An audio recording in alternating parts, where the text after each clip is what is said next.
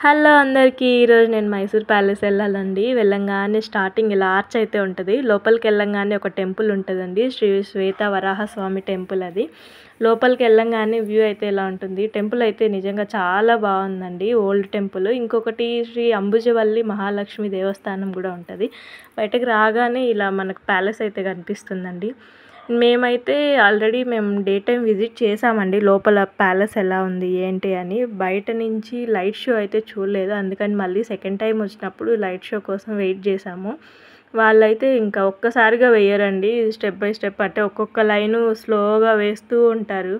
దగ్గర దగ్గర మేము 1 అవర్ అయితే వెయిట్ చేసాము. టైం పీరియడ్ అయితే ఓన్లీ 7:30 to 8 ఉంటది లైట్ షో. మీరు ఎప్పుడైనా వెళ్ళాలనుకుంటే లైట్ షో చూడాలి అనుకుంటే ఆ టైంలో విజిట్ చేసేలాగా ప్లాన్ చేసుకోండి.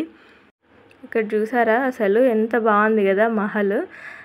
ఇంకా ఫైనల్గా లైట్ షో అయితే ఆన్ చేశారండి. బాగుంది అసలు చూడ్డానికైతే. మాకైతే చాలా బాగా నచ్చింది.